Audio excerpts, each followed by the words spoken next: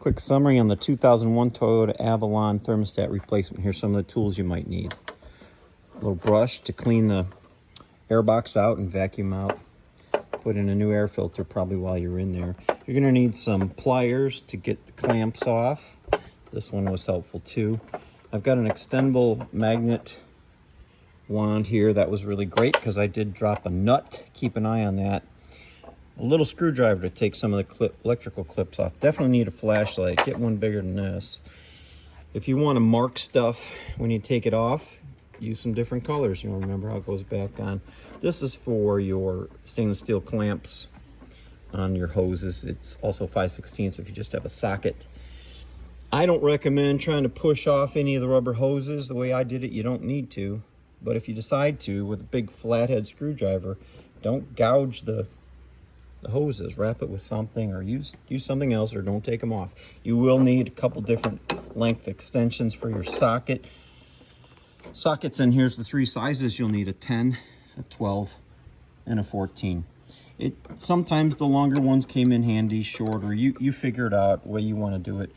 This little T, whatever size it is, this little Allen, if you will, and it fits in here for my Milwaukee drill. You're going to need that to take the cover off. And there's three right in the front. And then this one spins off and it's threaded underneath. So this is still loose. I haven't put it back on. Here's your three threads down here. And then you've got the one in the back. And yeah, it's threaded. So if yours, again, if your car's like mine, I don't know if it is, right? Little Vaseline. This was super helpful because the thermostat is really hard to get at, and it's really hard to put the nuts back on because you can't hardly see it unless you have a good flashlight and a lot of patience and you take a bunch of stuff off. But you don't want the nut to fall, and it will go into no man's land, I promise you. But put a little Vaseline in the end of your socket and a little bit on the nut, then stick the nut in there and it should be fine. You're going to lose about a gallon of coolant. You could drain the whole system, but I did not. I just replaced what I lost. Okay, there is one ground wire. If you want to clean it up with a little bit of sandpaper, that's fine. We talked about the rest. I got a little flashlight. Flashlight. I'm going to show it to you with the engine, some of the parts off. This air box, it's really easy to take off. You got a couple guys here with your Phillips. You got to unplug a few things and a few hoses. If you can't remember where they go, they usually line right back up once you put this back together. But I want to leave it apart to show you some of the challenges you're going to face before you get started. The thermostat is, here's where I'm at. See where I'm at? The thermostat is down in here. Keep going. And that's just the housing. You got to get to that. You don't have to take all these hoses off. I did not take these off, right? I did not take this green thing apart, so I'm going to tell you what you don't have to do, right? I did have to take this ground off to give me some more room to work in there. I did unplug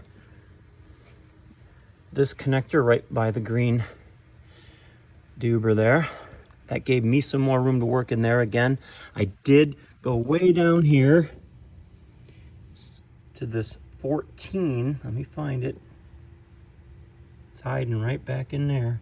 Way down there. It's a bracket. I took that 14 off. And this bracket, I rotated very carefully forward, back towards the driver to give me more room to get in there. Be careful because there's a wire down here and it's fairly tight and you don't want to hit that. Take pictures as you go. I always take pictures as I go. If you look deep down in there, there's another connector. I took that one off. It's below the green thing and back just a little bit because you want to make as much room as you can. I took this off. And then there's a pair of, I think they were 10s, to take this little bracket off. I'm just trying to get more access, because you're going to come in from the side somewhat blindly with your flashlight and your socket and your extension. You're going to line up on those 3 10mm nuts that hold the housing on. Now let's talk about the housing. On my car, the housing, if you will, I'm going to say that it starts here. It doesn't, but let's just say it does on mine. This is the bottom radiator hose. When you take this off, it's going to leak. So watch out for your pets. They will drink that and be very sick or worse. There's a bracket on mine right here that goes down to this metal pipe. So when you take this hose off, there's a metal pipe. It's about 8 to 10, 12 inches long. It goes back and takes a right turn to the it makes a right turn to the left. Yeah. And that is all one piece on my car. And so is this bracket. So you got to take this, I think it's a 12. You got to take that off. But this bracket coming down is part of this metal tube. And a lot of people say you got to take the starter out, and I bet you could. It'd probably be a lot easier. I did not. Here's what I did. When I got enough stuff out of the way and everything undone and loosened all the way back in here, and I took a few other things off, just take off what you need. I took those 3 10mm nuts. They're just nuts. They're not bolts. They're just nuts. Be careful when you take them out, because you won't. You know what? Maybe you could put some Vaseline on your socket before you take them out. Maybe that would help. I dropped a couple. Thankfully, I found them down in this area, and I got them out with my magnetic extension. Here's what I did. When all that was loose and everything was out of the way and those 3 nuts were off of the housing, I was able to, picture this, I was able to rotate it and push it back in here and rotate it just a little bit more, and just far enough out of the way. Got to keep an eye on all your wires and everything back to here.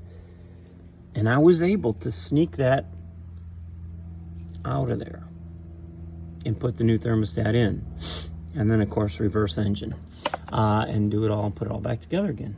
That's what I did. That's the way I did it. Right or wrong, it was miserable. I'm not a mechanic, but I understand how these things work, and I was able to do it. You can do it too. This is a 2001 Toyota Avalon 6-cylinder. I hope this helps. You know, pause the video where you need to. Send me a message or a comment or what have you. That's it. I guess it took me a couple hours to get it apart, and probably a couple more to put it back together. And again, don't forget about your air filter. Check that out. See if it's dirty. Don't forget to put your cover back on. Check your oil while you're in there. You're going to have to add about a gallon or more. You'll see it rise up in here, and then you top it off in here. Run it. See how it goes, and check it again after it cools. This is DIY Dad here in good old Pleasant Prairie, Wisconsin. Good luck with whatever you're up to. Have a great day.